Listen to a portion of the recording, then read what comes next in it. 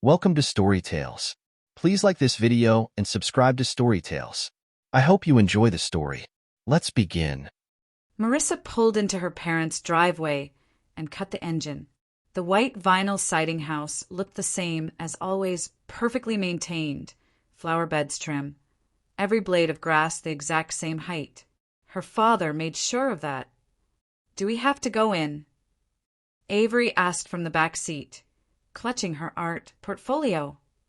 "Yes." Marissa checked her reflection in the rear-view mirror. Tired eyes stared back. 12-hour shifts at the freight yard left their mark. "And remember what we talked about. Don't mention the contest unless someone asks," Avery recited. "And if Bryson says something mean." Marissa prompted. "Ignore him," Leo chimed in. "Because he's just trying to get attention." "That's right." Marissa stepped out and straightened her jeans. The nicest clothes she owned were still wrinkled from yesterday's laundry. "Come on." The front door opened before they knocked.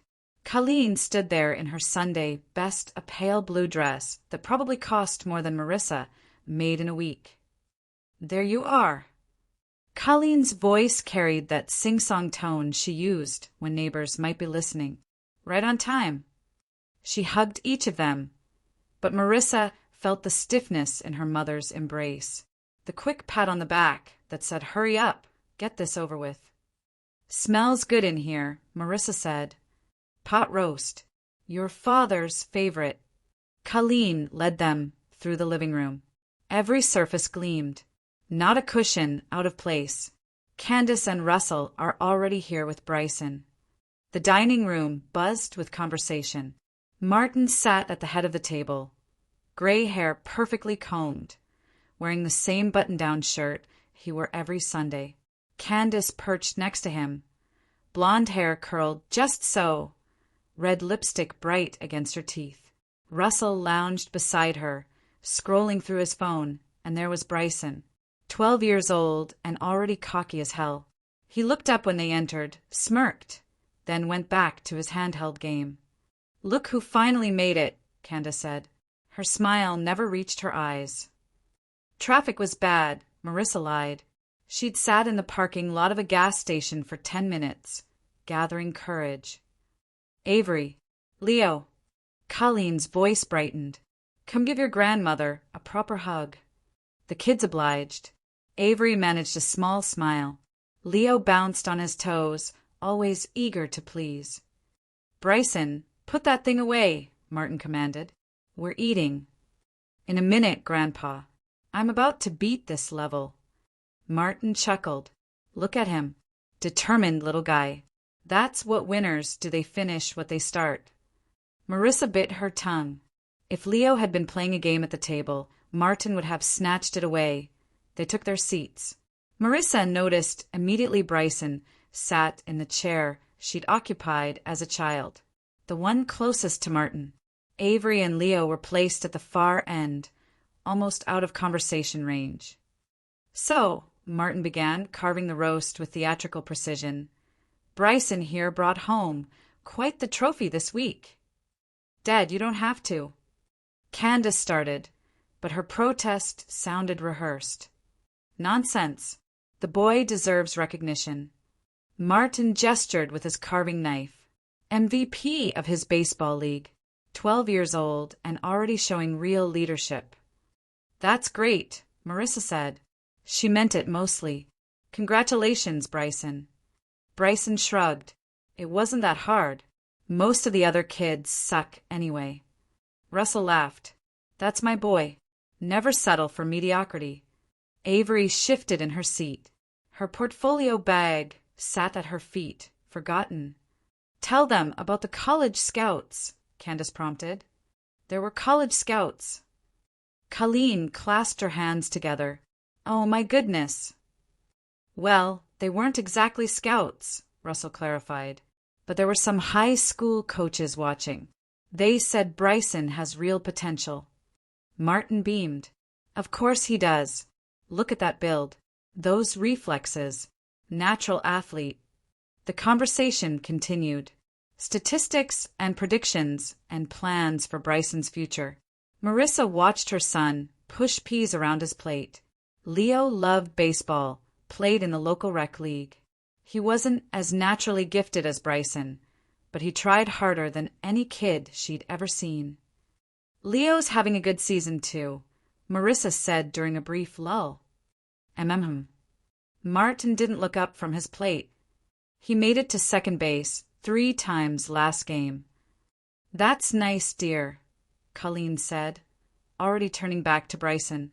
Now, about those cleats you wanted. Leo's face fell. Marissa's chest tightened. Actually, Avery spoke up, voice barely above a whisper. I won something too. The table went quiet. All eyes turned to her. What's that, honey? Colleen asked, but her tone had cooled. The district art contest. I got first place in my age group. Marissa wanted to reach across the table and squeeze her daughter's hand. Avery had worked on that painting for weeks.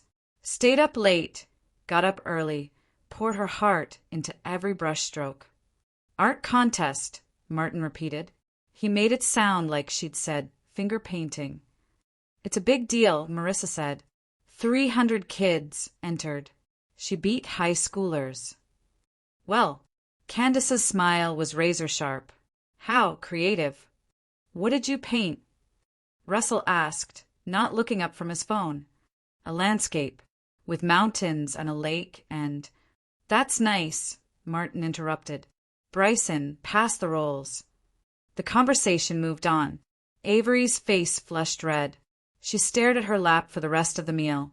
Leo tried once more as they finished eating. Guess what happened at school this week? What's that?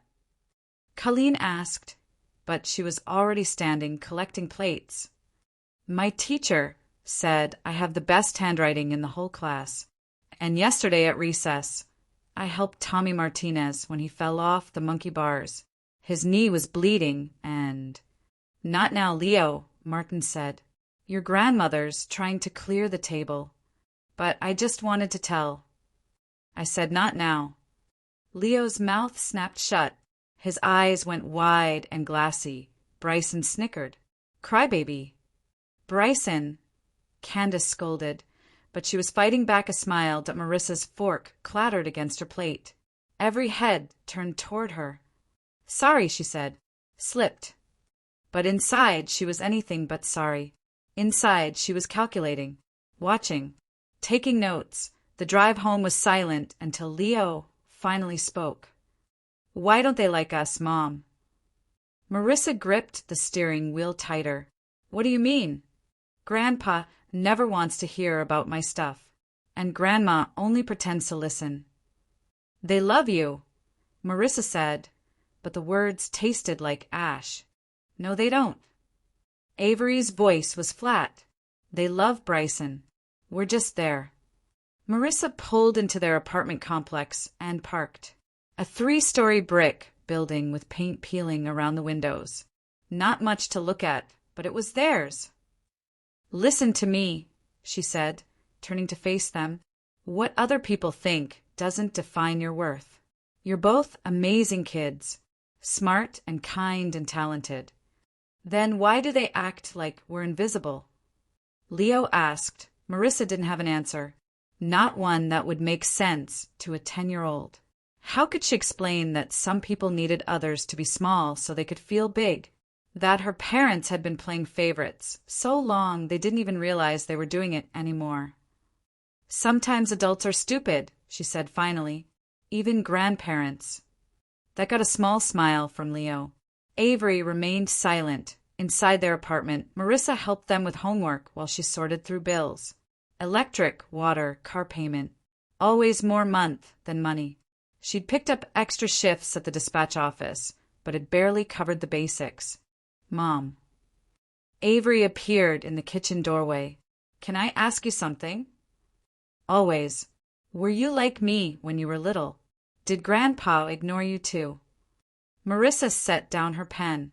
Such a perceptive kid. Too perceptive sometimes. Your grandfather, he has strong opinions about what matters. Sports. Traditional things. He doesn't always understand that there are different ways to be successful. But you turned out okay. I'd like to think so. Avery nodded slowly. I'm going to keep painting anyway, even if they don't care. Good. Don't you dare let anyone dim your light. After the kids went to bed, Marissa sat at her kitchen table and stared at the stack of unpaid bills. Her parents lived in a 4-bedroom house in the suburbs. Her father's pension and Social Security were more than enough. They could help if they wanted to, but help came with strings. Help meant enduring more Sunday dinners where her children were treated like afterthoughts. Help meant watching Bryson get everything while Avery and Leo got scraps. She thought about Leo's face when Martin cut him off, about Avery's painting, dismissed before anyone even asked to see it, about Bryson's smirk and Candace's fake sympathy and her parents' complete indifference to their own grandchildren's pain. Something cold and hard settled in her chest, a resolution that felt like swallowing ice. Not again. They wouldn't do this to her kids. 3 weeks later, Marissa's world tilted off its axis. She pulled into the driveway at 6:30, bone-tired from a double shift. The dispatch office had been chaos. 3 drivers called in sick, 2 trucks broke down, and the computer system crashed twice. All she wanted was to heat up leftover pizza and help Leo with his math homework. The front door was unlocked. Strange. She always locked it. Avery. Leo, she called and no answer. But she heard voices upstairs. Adult voices. Marissa climbed the stairs, dread building with each step. The voices grew clearer. Her mother. Her father. And was that Russell? She reached the landing and froze. Avery's bedroom door stood wide open. Inside, Colleen directed Russell as he carried Avery's dresser toward the stairs. Be careful with that, Colleen said. The wood is real oak. What the hell is going on? Colleen jumped. Oh, Marissa, you're home early. It's 6:30. Where are my kids? Downstairs. Playing. Colleen smoothed her hair. We thought we'd surprise you. Russell appeared in the doorway, slightly out of breath. Hey, Marissa. Just helping out. Helping with what? But even as she asked, Marissa knew. The sick feeling in her stomach told her exactly what was happening. She pushed past them into Avery's room. Empty. Completely empty. The walls where her daughter's paintings had hung showed pale rectangles against the darker paint. The corner where her easel stood was bare. Where is everything? In the basement, Martin said from the hallway. He held one of Leo's model airplanes, the one they'd built together last Christmas. Don't worry. We were very careful. The basement. Marissa's voice climbed. You moved my children's belongings to the basement. Now, don't get upset, Colleen said. It's actually quite nice down there. Cool in the summer. And there's plenty of space. Marissa moved to Leo's room. Also empty. His Star Wars posters were gone. His bookshelf. Even his little desk where he did homework. Why? The word came out as a whisper. Well, Colleen clasped her hands together. Bryson is getting older. He needs more space. A proper room for a growing boy. He has a room. At his house. But he spends so much time here, Martin said. Weekends, holidays, after school when Candace is busy. It makes sense for him to have somewhere nice to stay. So you stole my children's rooms. We didn't steal anything, Colleen's voice sharpened. This is our house. We can arrange it however we see fit. Marissa walked downstairs in a daze. The basement door was open. She could hear Avery and Leo talking in hushed tones. The basement had always been storage. Concrete floors, exposed pipes, one small window near the ceiling. Martin had installed some wood paneling years ago, but it still felt like what it was, an unfinished basement. Avery sat on her mattress on the floor. Her easel was crammed into a corner. Barely enough room to set it up properly. Leo's bed was shoved against the water heater. His model planes hung from the low ceiling. Suspended by string, they looked up when she appeared. Avery's eyes were red. Leo was trying not to cry. Mom. Leo's voice was very small. Why did they move us down here? Marissa knelt beside them. Up close, she could see how hastily everything had been arranged. Avery's paintings were stacked against the wall instead of hung. Leo's books were in boxes instead of on shelves. I don't know, baby. Bryson came with them, Avery said. He looked at my room and said it was perfect, that he couldn't wait to move in. Where is he now? Upstairs. Grandma is showing him how the TV works in his new room. His new room. Avery's room.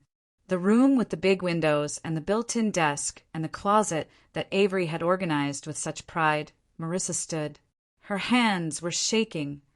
Pack your bags, she said quietly. What? Leo scrambled to his feet. Pack your bags. We're leaving. But Mom. Now. Her voice cut through their protests. Everything you need for school tomorrow. Everything important to you. Right now. She climbed the stairs. In the living room, Bryson sprawled on the couch, playing his handheld game. Colleen sat beside him, watching with grandmother's pride. There you are, Colleen said brightly. Isn't this nice? Bryson loves his new room. I'm sure he does. The basement will toughen your kids up, Martin said from his chair. Build some character.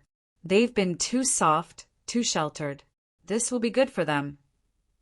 Marissa stared at him, this man who had raised her, who had taught her to ride a bike and change a tire and balance a checkbook, who was now explaining why her children deserved less. You're right, she said finally. This will be good for them. Martin smiled, satisfied. I knew you'd understand. I do understand. Perfectly. Avery and Leo appeared with their backpacks and a few grocery bags stuffed with clothes. They moved quietly like scared animals. Where are you going? Colleen asked. Dinner will be ready soon. Home, Marissa said. Our home. But the children just got settled. The children are coming with me. She moved toward the door. Avery and Leo followed. Marissa, wait. Colleen stood. You're being dramatic. They'll adjust. Children are resilient. Marissa stopped with her hand on the doorknob. She turned back to look at her parents, her sister's son, the life they'd built that had no room for her children. They shouldn't have to adjust to being treated like they don't matter. Now see here, Martin stood. This is still our house. We've been generous, letting you store their things here when they visit. Don't make this more than it is. Store their things. Marissa's voice was deadly quiet. Those are their bedrooms. Were their bedrooms. And now they're not, Candace said from the stairs. She must have come down while Marissa was in the basement. Things change. Bryson needs stability, continuity. And my kids need what exactly? Candace shrugged. To learn that the world doesn't revolve around them. The words hit like a slap. Marissa looked around the room one more time. At her parents, who wouldn't meet her eyes. At Bryson, still playing his game like nothing had happened. At Candace, smiling that razor smile. Come on, she said to her children. We're done here. They didn't argue, didn't say goodbye, just followed her out into the cool evening and the car. Leo finally broke down. Are we in trouble? Did we do something wrong? No, sweetheart. You didn't do anything wrong. Then why don't they want us? Marissa gripped the steering wheel until her knuckles went white. In the rearview mirror, she could see Avery holding Leo's hand. Both of them trying to be brave. Sometimes, she said carefully, people show you who they really are. And when they do, you believe them. Scene 3. Memories and resolve. Their apartment felt smaller when they returned. Quieter, like the walls were pressing in. Marissa made grilled cheese sandwiches while the kids unpacked. Such a normal thing to do. Such an ordinary Tuesday night activity. Except nothing felt ordinary anymore. Mom. Avery appeared in the kitchen doorway. Are we going back? For Sunday dinner. Do you want to go back? Avery considered this seriously. No, but they're still our grandparents. Yes, they are. Will they come here? To see us? Marissa thought about her parents' pristine house, their manicured lawn, their carefully curated life where everything had its place and everyone knew their role. I don't know. She served dinner on paper plates because she was too tired to wash dishes. They ate in front of the TV, watching some cartoon Leo liked. Normal sounds, normal life. But underneath it all, Marissa's mind was working. After the kids went to bed, she sat in her own room and let the memories come. Age 7. Candace got a new bike for her birthday. Bright red with streamers on the handlebars. Marissa got a used one from a garage sale. Be grateful, Colleen had said. Not everyone gets a bicycle. Age 12. Candace made cheerleader. The family celebrated with dinner at the fancy restaurant downtown. When Marissa made honor roll the same week, Martin patted her head and said, "That's nice, honey." Age 16. Candace got a car. Marissa got a job at the grocery store to pay for gas when she borrowed her mother's old sedan. Age 18. Candace got a college fund. Marissa got student loans and a second job. The pattern was clear. Had always been clear. But Marissa had told herself it didn't matter, that she was stronger for it, that working harder had made her more independent. She'd been telling herself lies, because now they were doing it to Avery and Leo, her bright, beautiful, talented children who deserved so much more than scraps and basement bedrooms and being ignored at dinner tables. Marissa opened her laptop and stared at the blank screen. For a moment, she considered typing an email. Something diplomatic. Something that might salvage the relationship while protecting her kids. Then she thought about Leo's question. Why don't they like us? And Avery's paintings stacked against a basement wall. And Bryson's smirk. She closed the laptop without writing anything that I in the bathroom. She brushed her teeth and stared at her reflection. Tired eyes. Lines around her mouth that hadn't been there last year. The face of a woman who worked too hard and worried too much and tried to make everything okay for everyone else. Well, maybe it was time to stop trying to make things okay for people who didn't deserve it. She thought about her children, asleep in their small rooms. Safe rooms. Rooms where they were wanted and loved and celebrated for who they were. They won't do this to my kids, she whispered to her reflection. The woman in the mirror stared back with eyes that had made a decision. 2 days after the basement incident, Marissa sat across from Naomi Rivera in a coffee shop downtown. They'd been friends since high school, though their paths had diverged dramatically. Naomi wore a tailored suit and carried a leather briefcase. Marissa had changed out of her work clothes, but still smelled faintly of diesel fuel. They did what? Naomi set down her coffee cup hard enough to slosh. Moved my kids to the basement. For Bryson. Jesus Christ, Marissa. Language counselor. But Naomi wasn't laughing. I always knew your parents were particular, but this, it gets worse. Marissa told her about the dinner, about Leo being dismissed and Avery's art contest being brushed aside. About years of this treatment, building to this moment. You know what this reminds me of? Naomi leaned forward. Remember when your mother tried to get me kicked off the school board?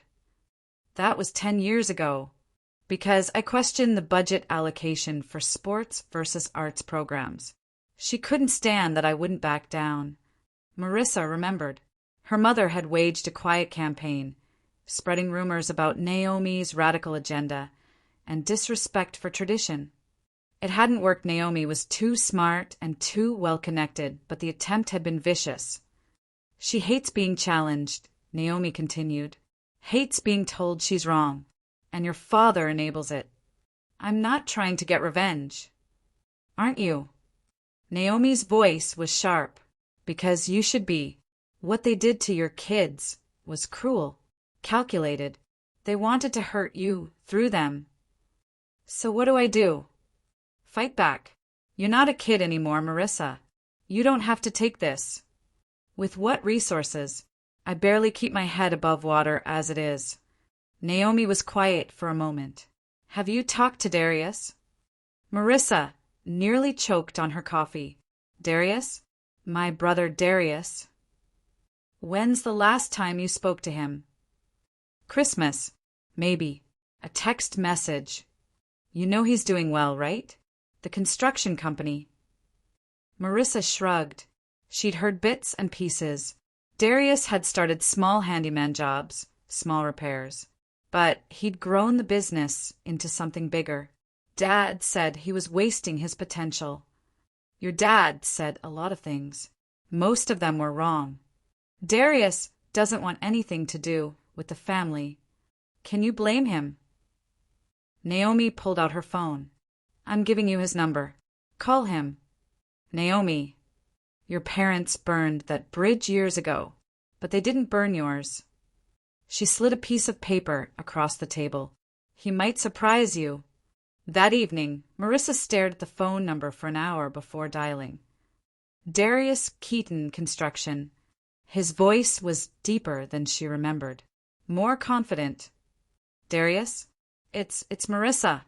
Silence. Then, well, shit. Hey, sis. Hi. Everything okay? Kids okay? The kids are fine. I mean, they're okay. Physically. She took a breath. Can I ask you something? Do you remember how they treated us growing up? Another pause. Which part? The part where Dad told me I was throwing my life away? Or the part where Mom said I was an embarrassment to the family? The favoritism. With Candace. Oh. His voice darkened. It's happening again. With my kids. She told him everything. The dinner, the basement, the years of being invisible. Darius listened without interrupting. Fuck them, he said when she finished. Darius. No, seriously.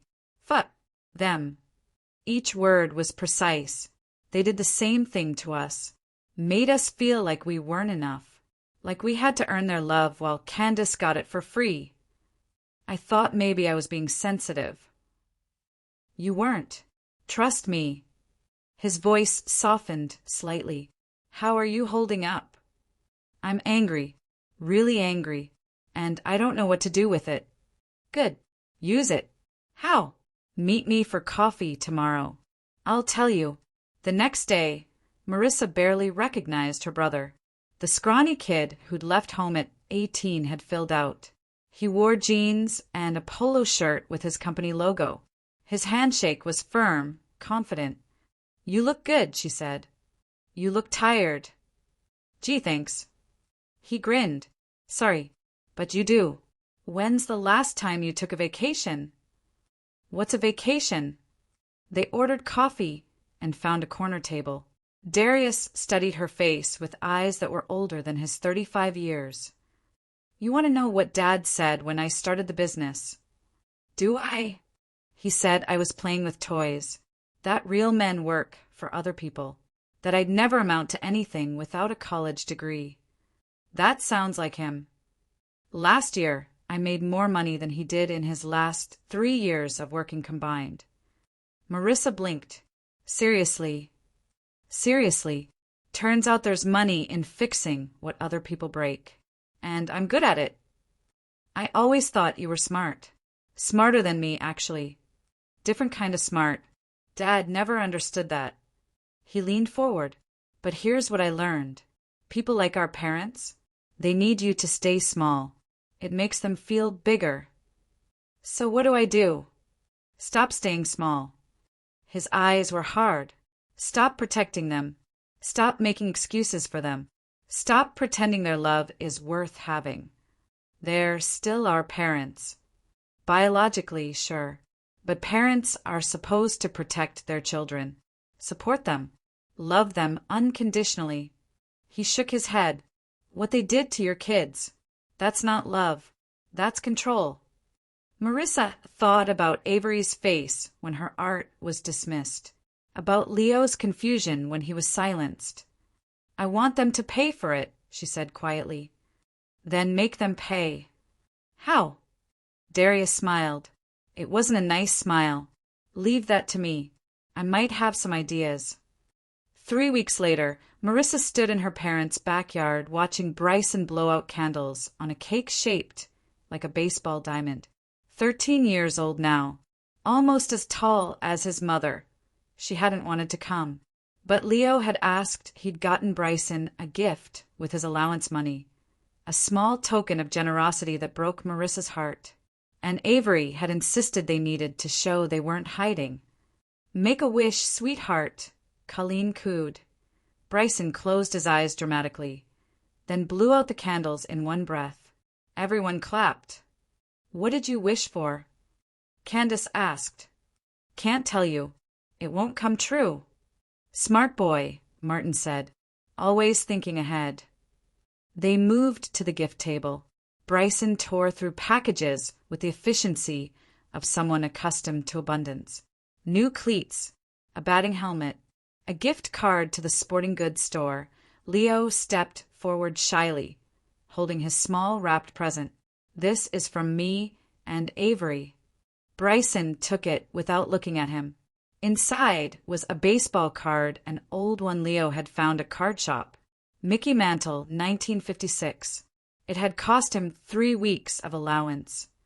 Cool, Bryson said, glancing at it briefly before setting it aside. Thanks. Leo's face fell. He'd spent so much time researching that card, making sure it was special.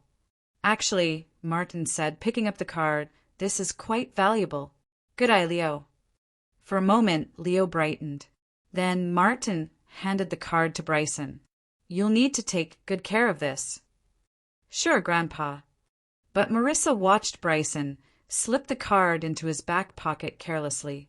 Later, she saw him trade it to another kid for some candy. The real blow came after cake.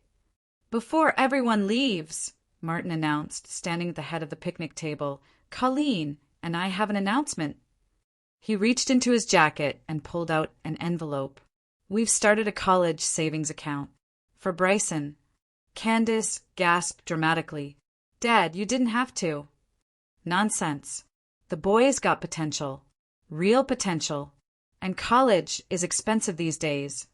He handed Bryson a savings account book.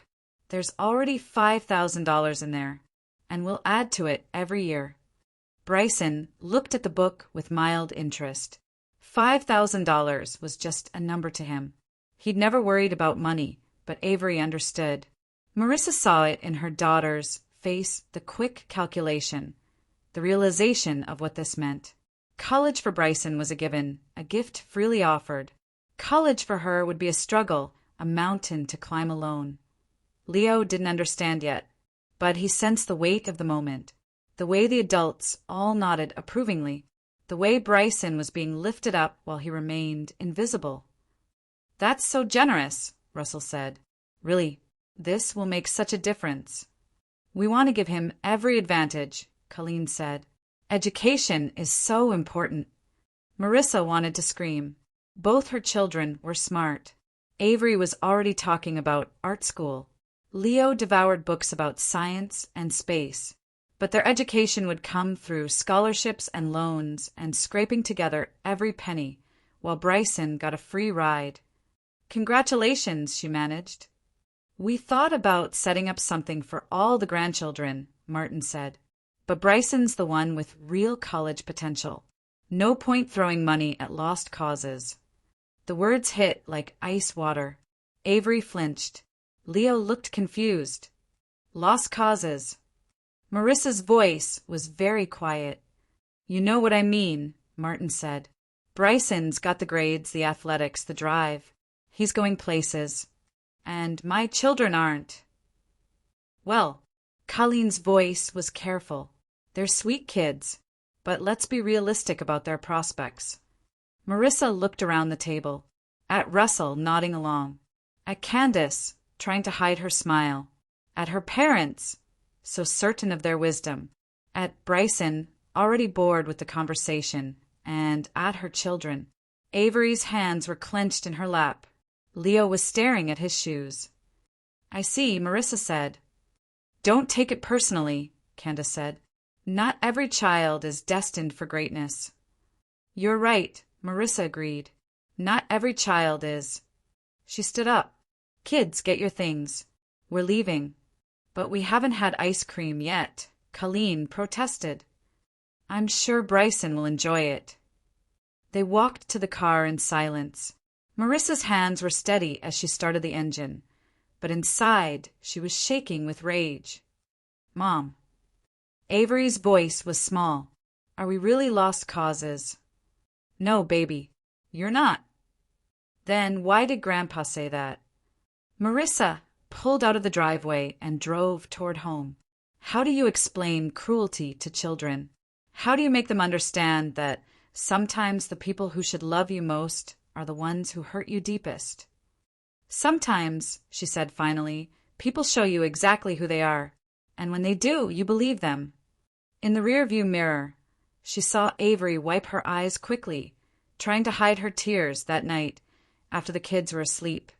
Marissa called Darius. They set up a college fund for Bryson, she said without preamble. Let me guess. Nothing for your kids. Dad called them lost causes. Silence.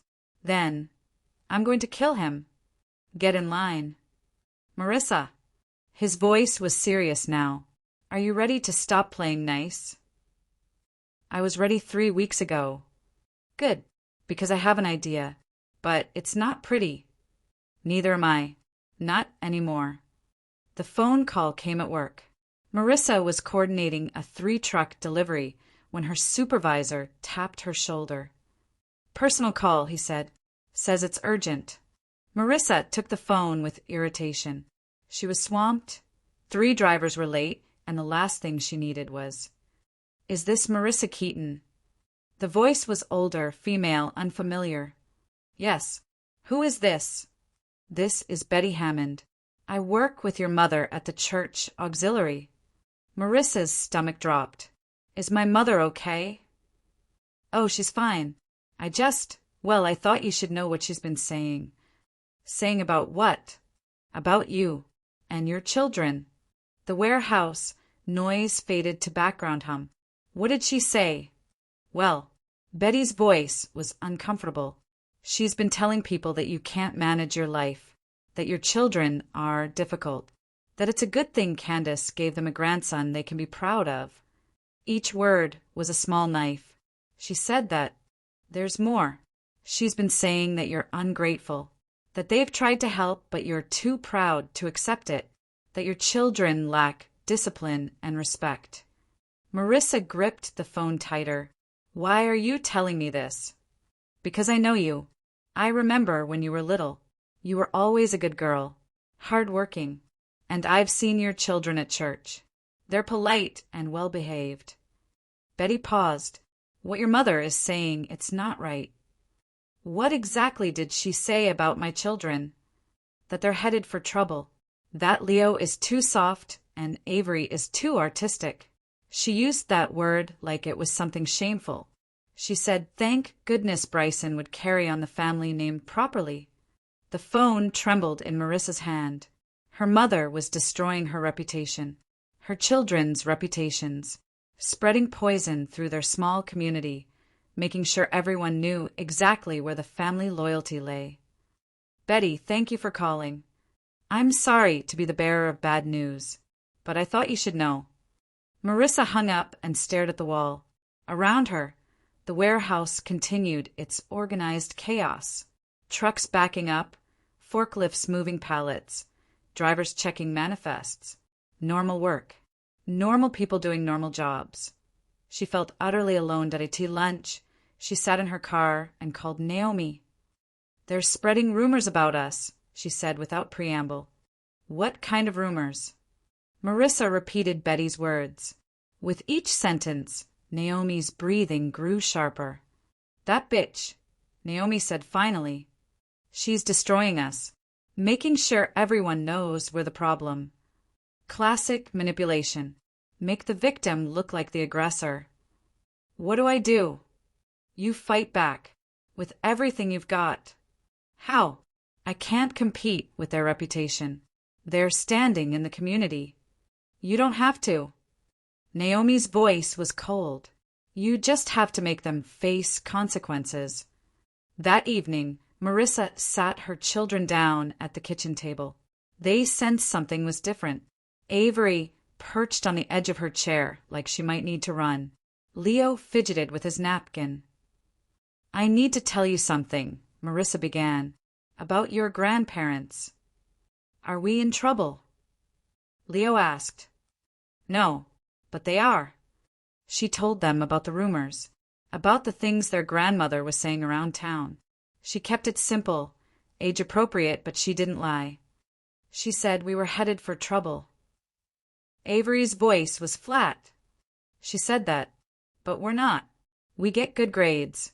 We help around the house. We don't cause problems. I know that. You know that. But she's trying to make other people think differently. Leo looked confused. Why would she do that? Because, Marissa said carefully, some people need someone else to be the problem. It makes them feel better about themselves. That's stupid, Avery said. It is stupid, and it's mean, and it's wrong. So what are we going to do about it?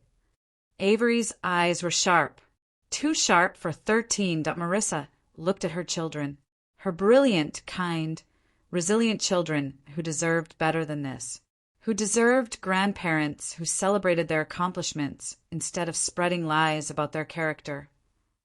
We're going to show them exactly who they're dealing with. What does that mean? Leo asked. It means they want to erase us, so we're going to erase them first. The words hung in the air. Final. Irrevocable. Avery nodded slowly. Good. Darius met her at a diner on the outskirts of town. The kind of place with checkered floors and coffee that tasted like it had been brewing since the Clinton administration. He was already there when she arrived, hunched over a cup and a manila folder. You look like hell, he said by way of greeting. Thanks. You're a real charmer. Sit down. We need to talk. Marissa slid into the booth across from him. The vinyl was cracked and patched with duct tape. What's in the folder? Insurance. He opened it and spread papers across the table. Remember when I helped them refinance the house? Back when I was trying to be the good son. Vaguely. They needed a co-signer. Dad's credit was shot from some bad investments, and Mom's income wasn't enough. So I signed on. Helped them save the house. Marissa frowned. I remember them talking about refinancing, but they never mentioned. Of course they didn't. Can't have the family fuck-up getting credit for saving their precious house. He pointed to a document. But here's the thing. When I co-signed, I became part owner. 50%, according to this paperwork. What? Marissa leaned forward. You own half their house. Legally, yes. I've been paying taxes on it for years. My accountant keeps telling me to do something about it, but I figured it wasn't worth the fight. And now they've declared war on your kids, which means they declared war on me. Marissa stared at the papers. Deed transfers, mortgage documents, tax records, all bearing Darius's signature alongside their parents. They don't know, do they? Dad signed where I told him to sign. Mom was so relieved to keep the house that she didn't read the fine print. And over the years, they've just forgotten. What can we do with this? Darius's smile was sharp. Anything we want. I can force a sale. Buy them out. Kick them out. Whatever. That seems extreme. They called your children lost causes. They're spreading lies about you around town. They stole your kids' bedrooms for their golden boy. His voice was ice. Extreme is what they deserve. Marissa thought about Avery's paintings, stacked against a basement wall. About Leo's confusion when Martin dismissed his stories. About the college fund for Bryson and the casual cruelty of calling her children's futures worthless. What do you need from me? Transfer papers. I'm signing my half over to you. Darius, no. I can't let you. Yes, you can. I don't want their house. Never did. But you. He leaned back. You can use it. For what? Justice. 2 days later, Naomi met them at her law office. Sleek, downtown building. Conference room with windows overlooking the river. Everything polished and professional and intimidating. This is fascinating, Naomi said, spreading the documents across the conference table. And completely legal. Darius, you've been paying property taxes on half this house for 15 years. My accountant loves me. I bet he does. She looked at Marissa. Once the transfer is complete, you'll own 50% of your parents' house. That gives you significant leverage. What kind of leverage? Well, you could force a partition sale. Essentially, you could make them sell the house and split the proceeds. Or you could buy out their half, assuming you have the funds. Marissa laughed bitterly. I barely have funds for groceries. Or, Naomi continued, you could simply make their lives difficult. As a 50% owner, you have rights. You can access the property. You can make decisions about maintenance and improvements. You can block them from certain modifications. What's your recommendation? Naomi's expression was predatory. Make them an offer they can't refuse. Buy them out at below market value, or force a sale. Either way, they lose their precious house. With what money? Leave that to me. I know people, investors who specialize in situations like this. Darius nodded approvingly. I like her. There's one more thing, Naomi said. Once we file these papers, there's no going back. Your parents will know you have leverage. They'll fight. Let them fight, Marissa said. I'm not backing down. The paperwork took a week to process. A week of normal life work, homework, dinner, bedtime stories. But underneath the routine, Marissa felt something building. A sense of power she'd never experienced before. For the first time in her life, she held all the cards. The family gathering was Candace's idea. Sunday dinner, she'd announced. Like old times. The whole family together. Marissa almost said no. But Naomi had advised her to act normal until the paperwork was final. So she'd agreed, bringing Avery and Leo despite their reluctance. The house felt different now. Marissa walked through rooms she'd grown up in and saw them with new eyes. The living room where she'd been scolded for tracking mud. The kitchen where she'd washed dishes while Candace watched TV. The dining room where her accomplishments had been dismissed and her children's worth had been measured and found lacking.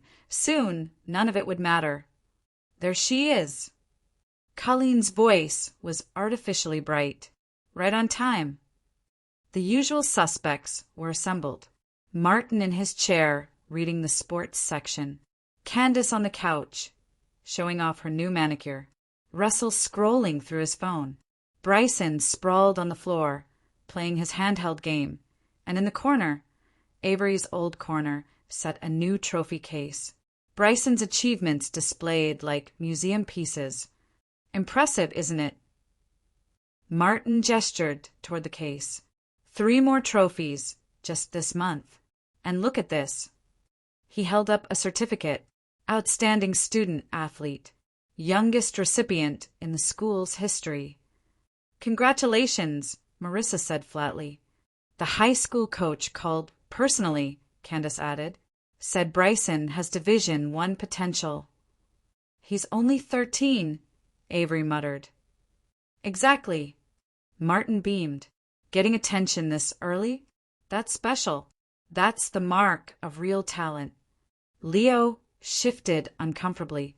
He'd made varsity in his own league, but nobody had called it special. Nobody had displayed his participation trophy in a case. They moved to the dining room. Same seating arrangement as always, Bryson in the position of honor. Avery and Leo relegated to the far end. But this time Marissa didn't mind. This time she had a secret. Before we eat, Martin announced, I have an announcement. He stood, chest puffed with importance.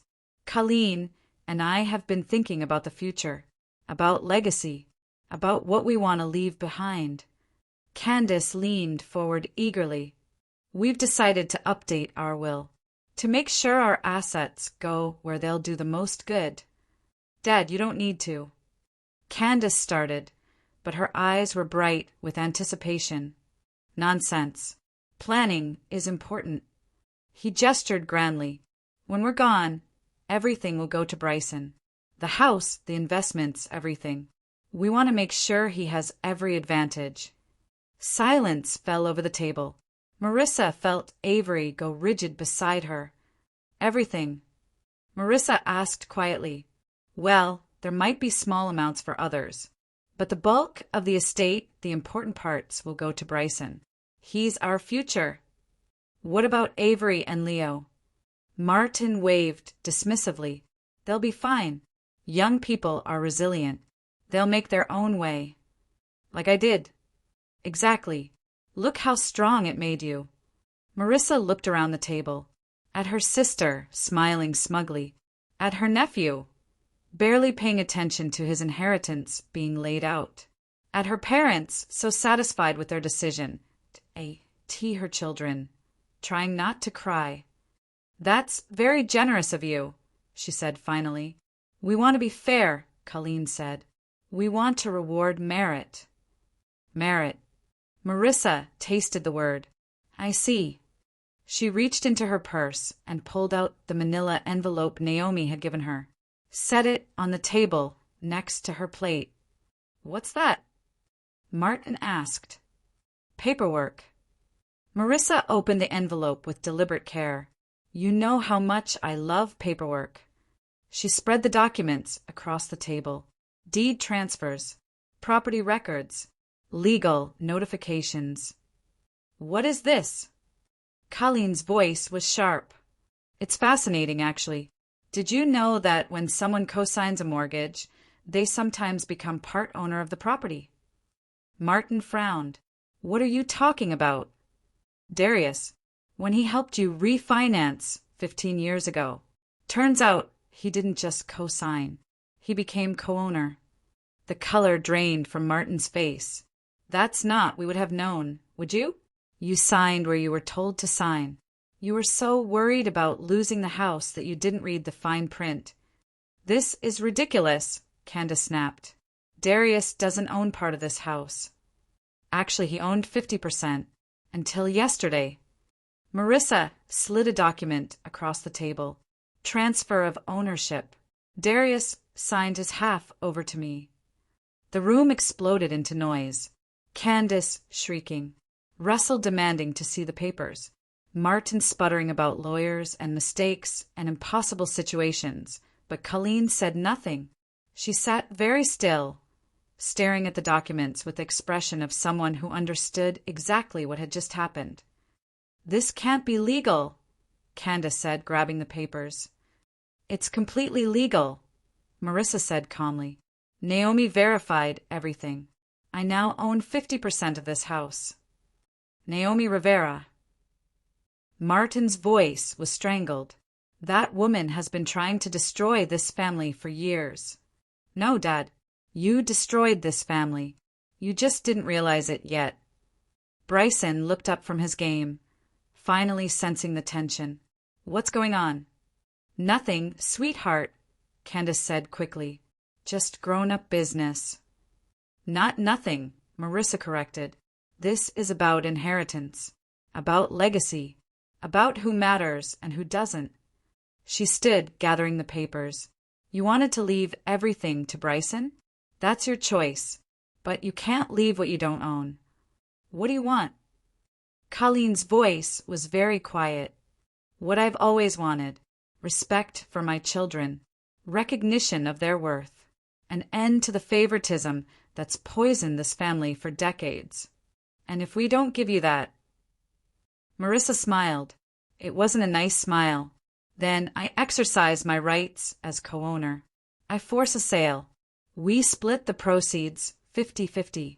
You lose your house, your legacy, your perfect little kingdom. You wouldn't dare, Martin whispered. Try me. The silence stretched taut as a wire. Bryson's game beeped softly in the background. "You're bluffing," Candace said finally. "Am I?" Marissa pulled out her phone. "Should I call Naomi? Have her start the partition proceedings?" "Wait," Colleen held up a hand. Let's discuss this rationally." "There's nothing to discuss. You made your choice. You showed my children what you really think of them.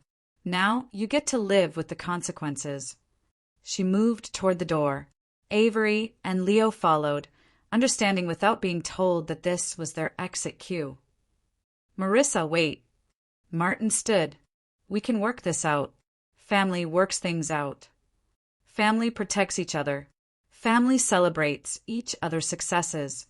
Family doesn't call children lost causes or steal their bedrooms or spread lies about them around town. We never meant." "Yes, you did. You meant every word, every slight, every dismissal. You showed us exactly who you are." She opened the front door. "You have 48 hours to decide. Buy me out at fair market value, or I force a sale. Either way, your little dynasty is over." "This is blackmail," Candace hissed. "No," Marissa said. "This is justice." The call came at 7 in the morning. Marissa was making breakfast when her phone rang. "They want to meet," Naomi said without preamble. "Both of them. The whole family, including Candace and Russell. They're bringing their lawyer." "Good lawyer." "Mediocre. But they're desperate." "When?" "This afternoon. My office. Are you ready for this?" Marissa looked at her children eating cereal at the kitchen table. Avery was sketching in her notebook between bites. Leo was reading a book about astronauts. "I'm ready." The conference room felt smaller with 8 people crowded around the table. Martin and Colleen sat stiffly in their Sunday clothes. Candace kept checking her phone. Russell looked bored. Their lawyer, a thin man with nervous eyes, shuffled papers constantly. Naomi sat across from them like a predator sizing up prey. Marissa took the chair at the head of the table. "Let's get right to it," the other lawyer said. "My clients are prepared to offer a settlement." "I'm listening," Marissa said. "They'll buy out your interest for $200,000. Naomi laughed. "The house is worth $600,000. Half is $300. There are mitigating circumstances, the emotional value to my clients, the family history, none of which affects market value." $250, Martin said gruffly. "That's our final offer." "Counteroffer," Naomi said. $300,000, or we proceed with partition proceedings." "We don't have that kind of cash," Colleen said. "Then you take out a loan, or you sell." Silence fell over the room. Marissa watched her parents' faces, the slow realization that they'd lost, that their perfect plan had crumbled. "There is another option," the lawyer said carefully. "I'm listening. Joint ownership. You keep your 50%, but the house remains in the family. Everyone benefits." "No." Marissa's voice was flat. "I don't want joint ownership. I want them out." "Marissa!" Colleen leaned forward. "Please, this house, it's our whole life. And my children are my whole life. But that didn't stop you from treating them like garbage." "We can change," Martin said desperately. "We can do better." "Too late." "What about family loyalty?" Candace demanded. "What about forgiveness?" Marissa studied her sister's face. The perfect makeup couldn't hide the panic underneath. "Forgiveness is earned. You haven't earned it. So what? You're going to destroy us out of spite." "I'm going to protect my children. Something you should understand as a mother. They're just kids. They'll get over it." "Will they?" Marissa's voice was deadly quiet. "Will they get over being told they're worthless? Will they get over having their accomplishments ignored? Will they get over learning that their own grandparents see them as lost causes?" She stood, You broke something that can't be fixed. You showed your true faces, and now you get to live with what you've done. Please, Colleen whispered. We'll do anything. Anything except treat my children with respect. Anything except acknowledge your favoritism. Anything except change. Marissa gathered her papers. You have 24 hours, 300,000, or I file for petition sale. She was almost to the door when Martin spoke. You're destroying this family. Marissa turned back. No, Dad. You destroyed this family. I'm just making sure you can't hurt my children anymore. The next day, the money appeared in Marissa's account. $300,000. More money than she'd ever seen in her life. The house sold within a month. Martin and Colleen moved to a small condo across town. Candace and Russell scrambled to find childcare for Bryson, now that free babysitting was gone. The golden boy lost his trophy room, his perfect bedroom, his pedestal. Marissa used part of the money to buy a modest house in a better school district. For bedrooms, one for her, one for Avery, one for Leo, and one for a home office. Nothing fancy, but she set up college funds for both children. Equal amounts. Equal opportunity. The rest went into savings. Security. Independence. The knowledge that she would never again have to depend on people who saw her children as less than 0.3 weeks. After the move, Martin and Colleen appeared at her door. They looked smaller somehow. Older. Defeated. We want to apologize, Colleen said. Marissa stood in the doorway, arms crossed. Behind her, she could hear Avery and Leo in the living room, arguing about what movie to watch. Normal sounds. Happy sounds. Do you? We made mistakes, Martin said. We see that now. What mistakes, specifically? They exchanged glances. Well, we may have shown favoritism. May have. We did show favoritism, Colleen amended. But we didn't mean to hurt anyone. What else? We should have been more supportive of your children's interests. And silence. You called them lost causes, Marissa said flatly. You stole their bedrooms. You spread lies about them around town. You made them feel worthless and unwanted and invisible. We're sorry, Martin said. Are you sorry for what you did? Or sorry that it had consequences? Another silence. We want to see our grandchildren, Colleen said finally. Do you? Because when you had the chance, you ignored them, dismissed them, made them feel like burdens. Things will be different now. No, Marissa said. They won't, because nothing about you has changed. You're the same people who valued appearance over substance, who measured worth by arbitrary standards, who needed my children to be small so yours could feel big. Marissa, please. Forgiveness isn't in me, she said quietly. You showed my children what cruelty looks like. Now they'll remember who saved them and who destroyed themselves. She stepped back and closed the door. Behind her, Leo called out, Mom? Who was that? Nobody important, she said. And for the first time in years, that was completely true. In her new kitchen. Marissa made dinner while her children did homework at the counter. Real granite countertops. Windows that let in actual sunlight. Space to breathe.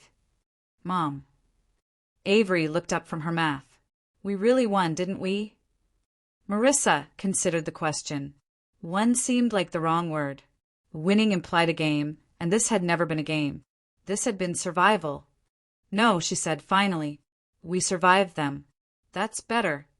Avery nodded slowly, understanding in the way that children do when they've seen too much too young. Will we ever see them again? Leo asked. Maybe. Probably. But things will never be the same. Good, Avery said fiercely. I don't want things to be the same. Marissa looked at her children, really looked at them. Avery, who painted with fury and passion and refused to dim her light for anyone. Leo, who still believed in kindness despite everything he'd seen. Both of them stronger now, harder in some ways, but unbroken. They'd learned lessons she'd never wanted to teach them. That family wasn't always sanctuary. That love could be conditional. That sometimes the people who should protect you were the ones you needed protection from.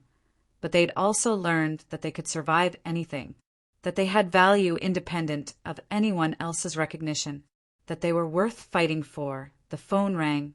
Marissa checked the caller ID and let it go to voicemail. She already knew what her mother would say. Some version of forgiveness and second chances and family loyalty. But Marissa was done with loyalty that only flowed one direction. Done with forgiveness that required her children to accept less than they deserved. Done with family that felt like penance. She deleted the voicemail without listening to it. Outside, snow began to fall. The first snow in their new house. Their house, where every room belonged to someone who mattered. Where achievements were celebrated and dreams were nurtured and no child was ever called a lost cause. Tomorrow's Saturday, Leo announced. Can we have pancakes? With chocolate chips. Avery added. With whatever you want, Marissa said, because they could afford chocolate chips now. They could afford a lot of things. But more than that, they could afford to be choosy about who deserved their time, their energy, their love. They could afford to be free. The snow fell harder, covering the old world in white. Somewhere across town, her parents sat in their small condo, learning what it felt like to lose everything. Somewhere, Candace was explaining to Bryson why his kingdom had crumbled.